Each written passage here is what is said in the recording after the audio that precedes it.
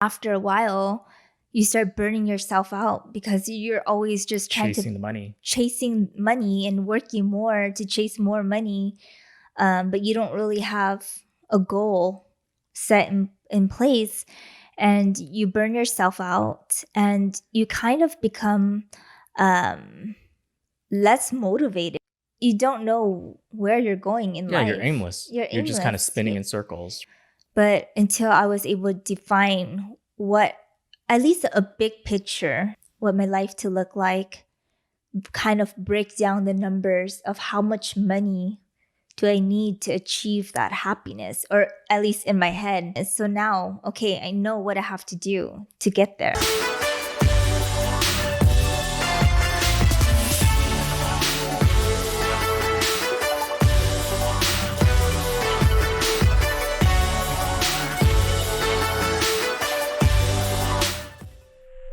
Welcome to the Magnetic Mismatch Show. My name is Linda.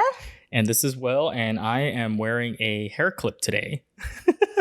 The freaking hair, it's been growing like crazy. And if you're not watching this on YouTube and you're just listening, my hair is like really long. It's so long that it's like touching my eyes, scratching my eyes. So I had to put on a hair clip for the first time. I've never used one before. And you were having a blast watching me struggle with it. Yeah. I mean, I offered to cut your hair for you for free. You did? Yeah.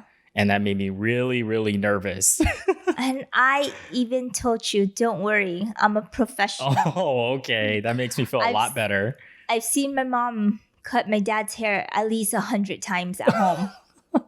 And therefore now you're an expert, even though your mom does that for a living for people. Yeah, that's kind of like watching a YouTube tutorial, right? Well, I told you, you wouldn't even do that. I was like, hey, you know what? I'm going to entertain the idea of you cutting my hair, because at some point, if this goes on and I can't see my barber, I might be desperate enough to just be like, hey, you know what, babe? Why don't you just cut it? But I'm like, if you're going to do it, I would feel a little bit better if you at least watched a couple of YouTube videos. You can easily find out how to cut hair for men. Why do I need a YouTube video? My God. I've seen it live. It's called live YouTube in person, in the real life. I bet right now there's so many couples where they're having that same discussion. Watch, the wife or the girlfriend or sig other is like, let me just cut it for you. Let me just cut it for you, because you're starting to look ridiculous. Yeah. And I have a set of clippers in the bathroom ready for you. Ready for me? Yeah. I'm going to be sleeping with one eye open. I don't know about that. If you want, I'll FaceTime my mom. Actually, that might be a better solution than you just going for it. But you know, my mom loves pranking you, so I don't know. Oof, yeah, that's true. That's where you get it from too. So she might. You guys might be like in cahoots. Yeah, she might instruct me to just go zero all around. I don't know. It's like, am I supposed to go this low with the number? Like, just go for it. It'll grow back. It's hair. It'll grow back, right? Even though I have to see clients and stuff. That's going to be ridiculous. On the Zoom meetings? Yeah, can you imagine? They're like, I'm just not even going to say anything. We're on the Zoom and it's like the big elephant in the room is like, you're missing some hair, aren't you? It's like bald spots or something, you know? It's like splotchy. Oh, God. I could totally see that happening. And you would have done it on purpose for sure. Oh, of course I would. And then I would demand a tip afterwards. Oh. That's the other thing. You wouldn't do it for free. There's terms involved, knowing you. The cost is free, but you still have to tip. For the services. Exactly. For the excellent service of giving bald spots. Yeah. Oh, anyways. All right, we're having too much fun with this now. Okay, so what are we talking about? Sleeping with one eye open, I'm telling you. So what are we talking about today, Will? We're actually talking about something completely different from haircuts, but we're talking about the topic of, does money buy you happiness in life? Ooh. Yeah, you didn't snap and just give like a quick answer? I mean, it depends on the person. But I think before we go into money, because you know, money has such a like an emotional tie to it for many people. I think if we just took a step back and kind of define what money is. Money is just a tool. Mm-hmm. It's a tool used to trade for goods and services. Right.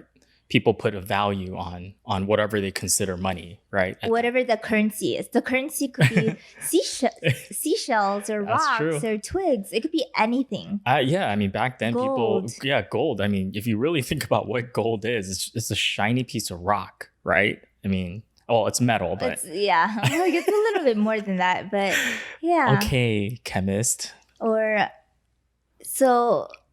Yeah, so it brings up a lot of emotions, but I think the reason for that is because it has to do with people's beliefs around money, whether those are good beliefs or I don't know, good or bad, or I would say like, are they empowering beliefs or disempowering beliefs? Are they limiting beliefs or beliefs that actually help serve you, right? Mm-hmm. Yeah. I know well, I guess I could speak for the both of us because we grew up in a similar environment, in the same area where we would consider blue collar. Mm-hmm. Yeah. Right. And, I always believed that money was very difficult to make. You would have to work long hours for your money and get very little in return.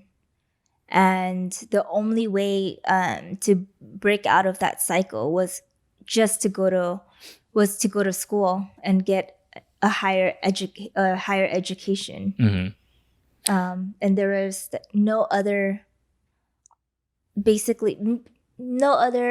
path or opportunities other than going to school, right, and working hard. Yeah, that's interesting. I think, I mean, I agree with you. Like, I think growing up, we talked about this in another episode, but having immigrant parents and kind of coming to this country with really nothing, Mm-hmm. they had to do the blue collar work, right? And that's what you saw as a kid. I know I saw that. Like my mom would work long hours in sweatshops. I don't know if people are familiar with what that is, but it's like sewing clothes in a factory. It's like a sewing factory. Yeah, it's a sewing factory. It's a lot of manual labor. And it's long hours. The conditions aren't great. The place she worked at, I remember visiting one time, and it was like there's no air conditioning. It's hot in there, right? Everybody had to bring like little mini fans and things like that if you're lucky. And they're working really hard, nonstop, Mm-hmm. but you're only getting pennies for each article of clothing or something like that. I mean, this was a while ago, but still. Saw that, and then I saw my dad, working graveyard shift, right? Not ideal hours, working till 3 a.m. in the morning, working on the weekends, right? Working multiple jobs, right? So to me, growing up, that I always looked at, oh my gosh, it's really hard to make. Mm-hmm. That's what it takes. And if you want to make more money, guess what? You got to put in more hours. Like you said, you have to trade your time for money. Yeah. And I think with the conditions they worked at or they were in, it makes you feel almost like the owners or, the business owners were, greedy. Yeah, that's true. Or slave drivers or something. Yeah, it's just like they were unkind people to treat their workers that way. Maybe we kind of associated that for all people that had money, right? That was another belief that we kind of grew up with. Yeah, and it's like I think it's more subconscious. Like I didn't actively think, rich people are greedy or but I think it's like very subconscious. It's in back of your head because that was what we observed. Yeah, it wasn't like someone outright said it, although there were times like for some of the people that we grew up with in the area, you kind of hear it, right? Yeah, you do hear it from time to time. But, I've never actively said it or thought about it. Or our parents have ever said it. No, they never called their bosses like greedy or, or anything negative. But I think it's just when we saw their working conditions and their long hours and how much they were getting reimbursed for their time and labor. Right. You just kind of subconsciously equated to that, and it became a negative thing. That in order to obtain money, you have to do this, and you have to work in horrible conditions, work long hours, right? And they would come home exhausted, tired, and that was our association. Oh wow, money's hard to make. Yeah. That's what it takes. You have to break your back. Yeah, or sometimes I just felt like, oh, you just have to be so lucky. You have to be lucky to be rich. That was another belief, yeah. Or you need to be rich to have opportunities. Or more opportunities. Yeah, or somebody got rich because they were just lucky. Yeah. Right. There wasn't any hard work or anything behind it. I remember hearing people say that too sometimes. And, in the area that we grew up, and again, like you said, it wasn't like, I think even the people saying it, they didn't realize where it came from, right? Where that belief stemmed from. Because sometimes society kind of paints people, like wealthy people or rich people, as villains or evil or selfish. They're only out for themselves. They're trying to take advantage of people, or those, like, just nothing. It was a lot of negative things, right, that were centered around that. Yeah, because I felt like society doesn't do a very good job shining lights on the positive things, or the positive impact, or how much they do help society with their money. Yeah. It's always, it's always painting them as a villain, almost. That's where we were coming from, though, right? Because we didn't have a context beyond that. Because in the area we grew up in, right, it was mostly blue collar folks, and we didn't have exposure to the people beyond that, like wealthier folks or anything like that. Yeah, it was until later on in life, yeah. When you get into the workforce and all that. Yeah. Or even college, right? You kind of talk to people from different backgrounds and things like that. Yeah. You get more context and perspective. Yeah. Yeah. So, and the thing is, like you were saying, a lot of those beliefs, it's so deeply seated, right, in your mind. Subconsciously, you're not even aware of it at the time. Like, the only reason we're even talking about it now is because we figured out that that's what was happening much later in life. Yeah. Right. And it took a lot of time and doing a lot of self-development for us to kind of recognize our deep rooted negative belief on money. Right. Yeah. So those were some of our beliefs around money. And, everybody has different beliefs, that, again, they might not be aware of. And a lot of those beliefs, especially because when you're young, you didn't choose those beliefs. Those are typically involuntarily given to you, right? You kind of adopt someone else's beliefs, whether that's your parents, your family, the people that you're around, like your friends, your environment. Yeah. It's huge. Yeah. You're absorbing all those beliefs. And a lot of times, unfortunately, they might not be the right beliefs that align with your values or what's important for you. Right. Yeah. Which leads into, in order to answer that question of like, does money buy you happiness? You have to kind of figure out too, right? Yeah. You kind of have to figure out, what is your definition of happiness? Whew. And that's a tough one. It is. It's very tough because you have to sit there and define what makes you happy. How much does it cost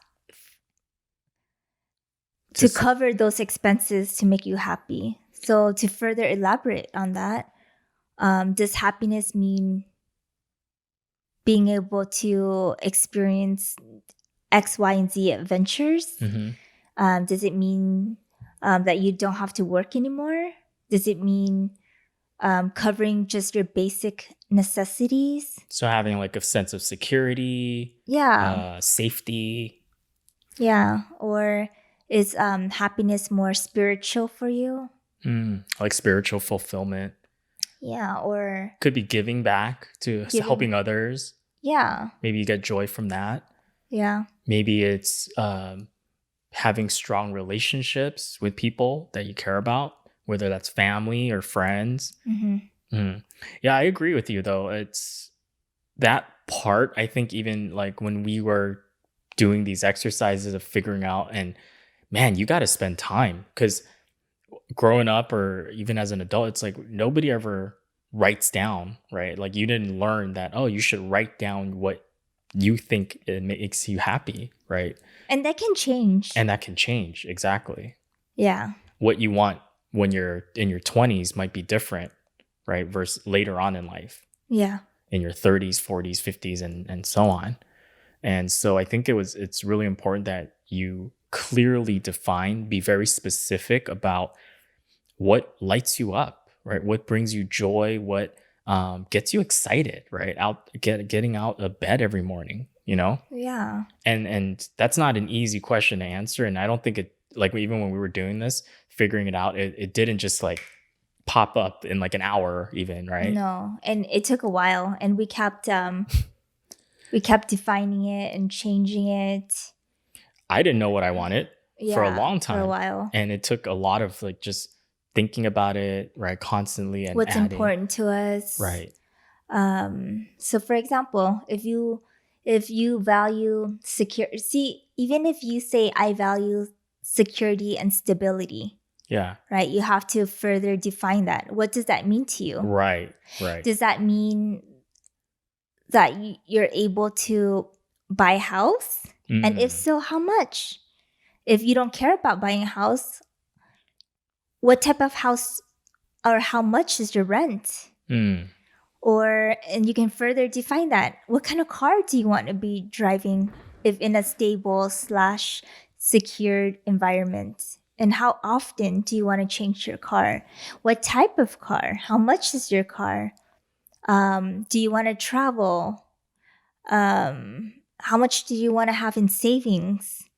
Or do you not care about savings and you want an active stream of income revenue coming in to cover all of your basic necessities? You kind of have to define how do you want to make your money as well. So even though you say you want security, but you have to further define that, right? Yeah, like deciding how much money is going to make you feel comfortable and secure, right? And that amount is defined by, like you said, what does that money actually buy for you? What are the things that it buys to give you those feelings of security? You know, if somebody's like, and that's different for everybody, right? I know some people that if they had, $1,000 or $2,000 a month, and it depends on where you live, right? That might be enough for them to feel like, hey, you know what? I've got a place to live. It covers my groceries. I got food, right? I've got gas in my car. It covers all my lifestyle expenses. And if I can do that, I'm going to feel very secure and safe if I have that covered for the rest of my life. And that's it. And that's enough for somebody. On the other side, there's also people that might need a lot more, right? They might need more things in order for them to feel secure. Maybe some people, like, they might need a bodyguard. I don't know, a security team. That could be the case. I mean, if they're a public figure. Right. And maybe that's what it means for them. Yeah, to feel secure. Yeah. You have to have your own like security, security team, or you need a house with a gated community. 24/7 security. Right. So you have to be specific with what you want. And that's not easy. And that is not easy. And that is going to change. But you need to at least have a game plan. Right. Because if not, you'll be working towards a goal that doesn't exist. Yeah, you're like aimless, right? Aimless. And I know that's what I struggled with for a long time, was like, I wasn't sure why am I working? Why am I making money in the first place, right? I mean, beyond like the fact that I need to eat, right? And I need a place to live. It was kind of like, once you have those things met, at least for me personally, I was like, all right, the basics are there. I'm good. I can survive, right? Now it was, so what do I do with my money? And why am I working so hard to obtain this money? What is the purpose behind it? What am I trying to accomplish with that money? And for a long time, I thought, like in society, especially in our culture and just what we were taught, it was like, you just need to make more money. Well, cool, but why? What's it for? Yeah. I think I fell into that trap too. I was just making money. It's a struggle to figure it out. Aimless. Yeah. But the problem is that after a while, you start burning yourself out because you're always just trying chasing the money, chasing money and working more to chase more money. But you don't really have a goal set in place, and you burn yourself out, and you kind of become less motivated. I think almost jaded a little bit, right? Yeah, a little jaded. Yeah, and you kind of, you don't know where you're going in life. You're aimless. You're just kind of spinning in circles, right? Yeah, it makes you a little jaded, well, it made me unhappy, right? Because I didn't so have it did anything. the opposite of happiness. So the opposite of happiness. But until I was able to define what, at least a big picture of what I wanted my life to look like, and what my life to look like, kind of break down the numbers of how much money do I need to achieve that happiness, or at least in my head, to achieve that happiness. So now, okay, I know what I have to do to get there. Right. So you list it out specifically. So for example, where do you want to live? What's the rent or payment, right? If it's a house that you buy, what's the kind of car that you drive, like you were saying earlier? How much money would you need for food and entertainment and all those things? We enjoy traveling, so how much money would we need for that, right? Insurances, and if and a potential vacation home. Sure. So basically, I added up all those numbers, and how much would it cost? How much would it cost? And that's the number that I'm gonna work towards and focus on until I can achieve that. Right. And for me, for some people, they're okay with working there until retirement. Whatever that is for them. Or working for as long as they possibly can. A lot of people, they enjoy that. Sure. They enjoy that hunt, that chase, that grind. And to them, maybe that's security, is as long as I can meet those numbers every single month or quarter, whatever it is, then they're happy. But I defined my happiness as trying to figure out how to get that number or what I need without having to work until retirement age. If you chose not to work. If I chose not to work, I don't have to. So being free and financially independent, basically. Yeah. Yeah. Yeah, I think that's where it takes time, and it takes a lot of patience to figure it out, because you might not figure it out right away. But it doesn't mean you shouldn't stop working or doing stuff. No. And I'm still trying to figure out how to get there. And you refine it, right? That's what happens. Yeah, I just need to keep working at it. I will find it one day, but until that day, at least you have a general direction right now. You know what you want, and still working. You're getting more specific, though. Yeah, we both are. Yeah, and I think it's okay too to recognize that happiness isn't necessarily just one thing either, right? I mean, who doesn't want great relationships? Who doesn't want to feel secure? Who doesn't want to be able to buy stuff and have freedom and all those, right? But I think, like you said, it might be one thing that's more strongly important to you, right? More essential than the others. And that's what should be focused on to define what that is for you. What's that feeling you want? Yeah, and I think it's the journey of getting there too. Is that once you're able to define what you want in life or what makes you happy, makes it more fun. It makes it more fun, and the journey and the obstacles and everything that you have to jump through to get to your end goal. It's pretty fun. It's like a game. Sure. Yeah. Or at least for me. Yeah, that's exactly. And I enjoy challenges. Exactly. So, different things, right? Yeah. For different things for different people. Yeah. Okay. So obviously, that's the definition of happiness is really important, right? We know what money is now. We know what the definition is for us. You have to kind of figure it out for yourself, the listener, and spend some time doing that. And let's say now you know what money is. You know that it's just a tool, an instrument to help you achieve or get the things that you want, right? That make you happy. Yes? And so how do they go about doing that then? I mean, what else can they do? I think they need to. What do? We did some exercises, right? We did. We kind of figured out. We basically had a brain dump. Or earlier I was calling it a brain diarrhea, and you kept correcting me. Oh, God. You're like, honey, it's called a brain dump, not diarrhea. But anyway. I mean, puns, right? Yeah. It could be technically dump is like, well, yeah. So we gave ourselves a time limit, 5 minutes, and we literally just wrote down everything in our head that associates with money.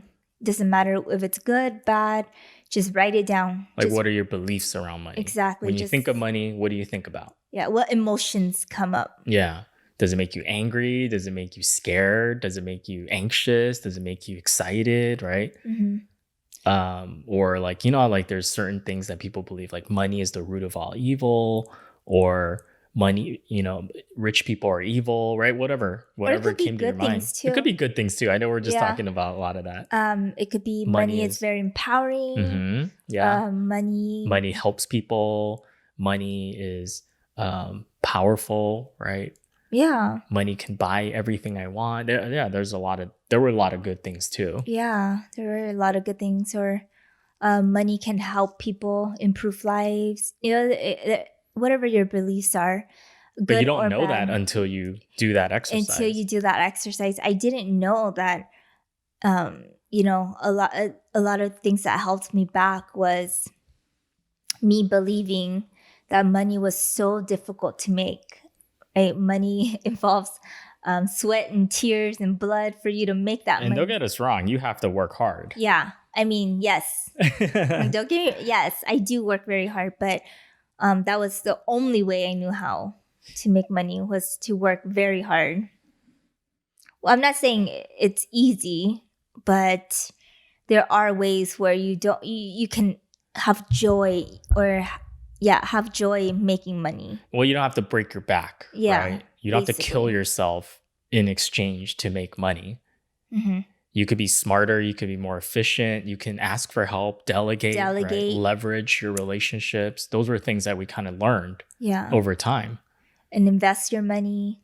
Right. Your money can grow and make you more money. Yeah. You don't have to just grind for every dollar. Exactly. You can you can be smart about it. Yeah, and that's something that we didn't know before, right? Yeah. We just thought the only way... When we were younger. Yeah, when we were really young, it was kind of like the only way to obtain money is, again, right, by working more hours, working a job. But what about investing? What about, leveraging money, borrowing money, using debt, right? Those different tools and instruments that we had no clue existed. Mm-hmm. It's because it's not taught in school, right? And unfortunately, unless you're around people that are familiar with those, with having that knowledge, you're left without those tools. You don't even know they exist, right? And that's where we come with that mindset of like, this is the only path that we know about that will lead us to where we want. Yeah. So. And then I think it's very important after you do your brain dump is to go back to every belief that is negative in your head about money, and kind of figure out where does it stem from? Yeah. Is it from your childhood? Is it from your environment? And why do you feel that way? Yeah. Right? Because some of the beliefs can be very disempowering. Right. And it can almost cripple you from... For sure. From achieving what you want to achieve.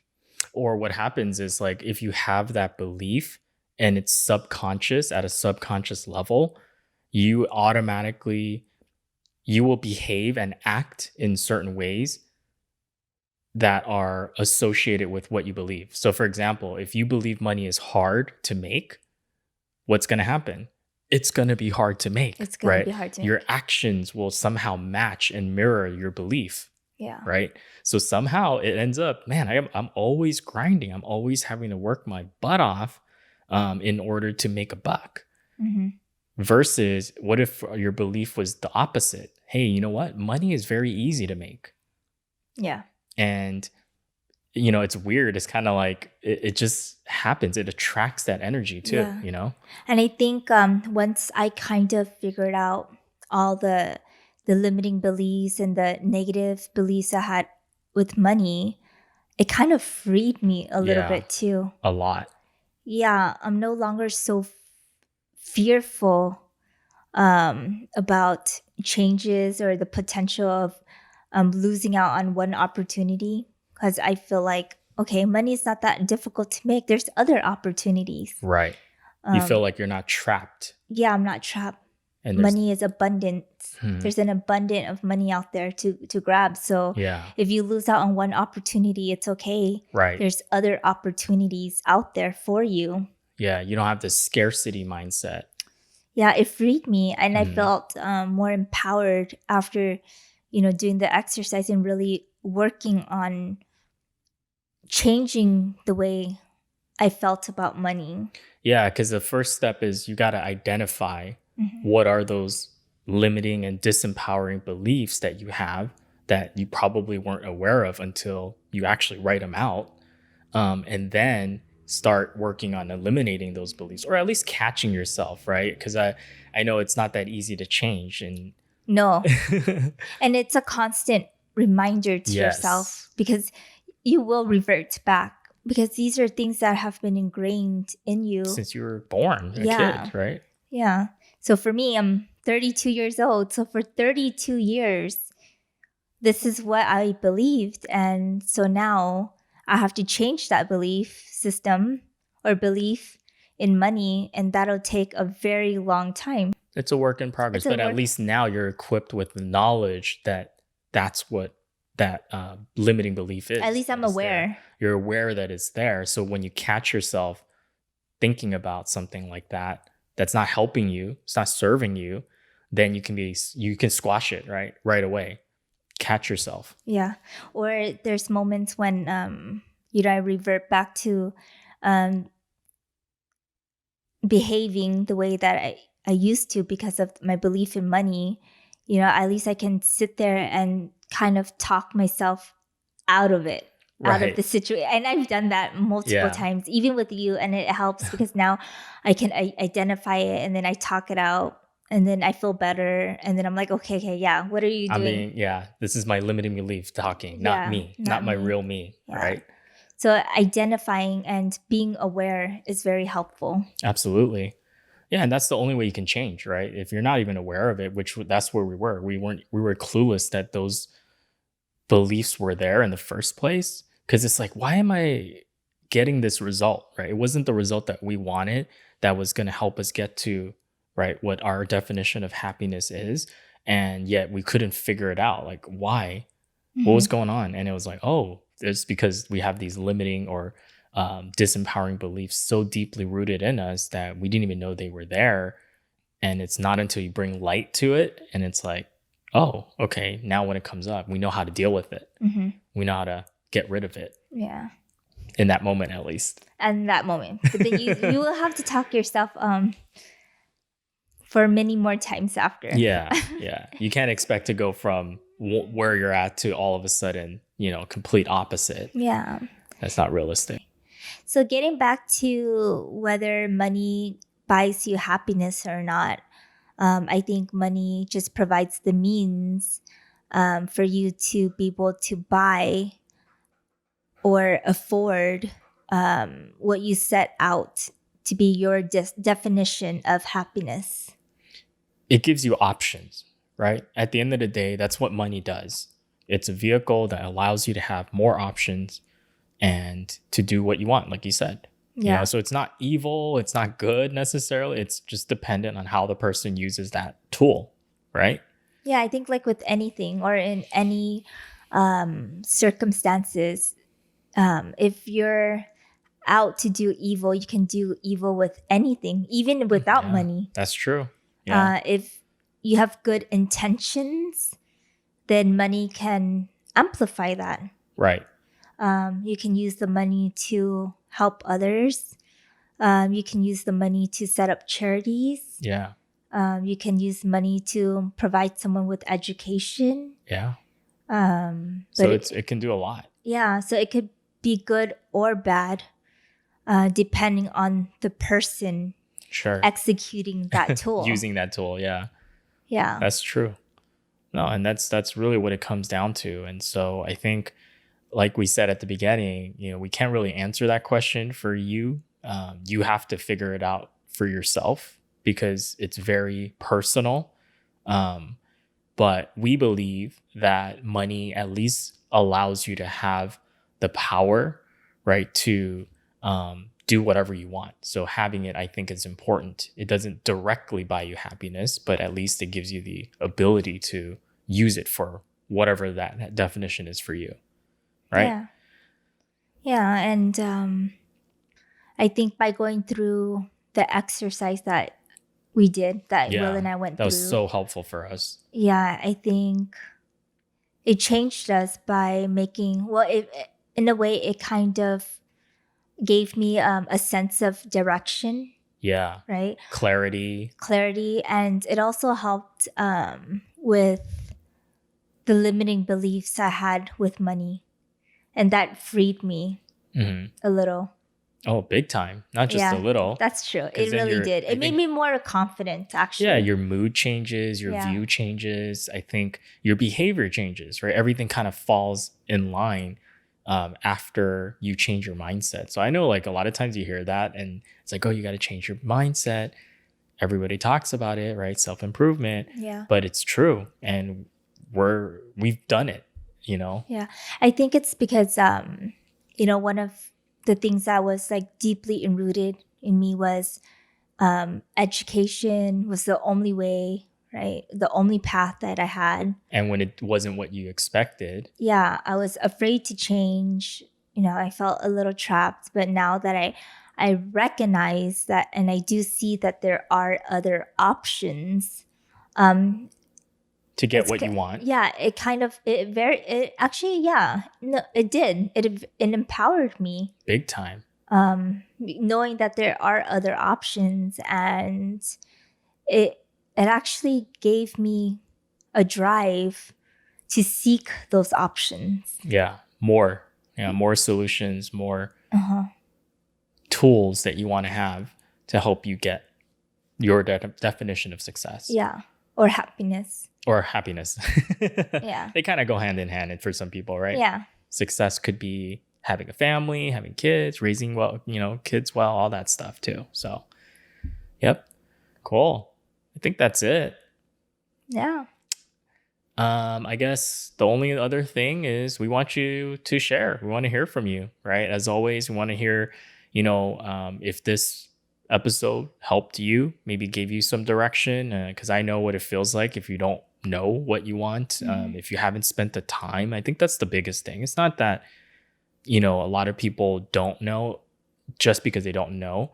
Sometimes it does take some time to figure out, right? But it's also just going through the exercise, deliberately putting time in your schedule and really think about this. Because it's like we all work, right? We all go to work, or we work for money. We spend time chasing money. But then it's like, do we ever stop to think, why are we doing it in the first place? And I think that's really important. So we want to hear from you guys what your stories are. And then make sure to, as always, subscribe to the channel, to YouTube if you're watching us on YouTube. And subscribe to our podcast. Oh, yes, that too. Apple Podcasts. Yes. At Magnetic Mismatch, our Instagram handle. Yep. We're also on all other major platforms for audio. So Spotify, Google Podcasts, Stitcher, all that good stuff. So, and make sure to share, if this was a good podcast or a good episode for you and you enjoyed it. We'd love for you to share this with your friends and family. Hopefully they'll get some good value out of it too, or entertainment. And we release a new podcast every Thursday. So make sure you tune in every Thursday to listen to our voices. Yes. Beautiful voices. All right. I think that's it. Yeah. Have a good one, guys. Bye. Bye.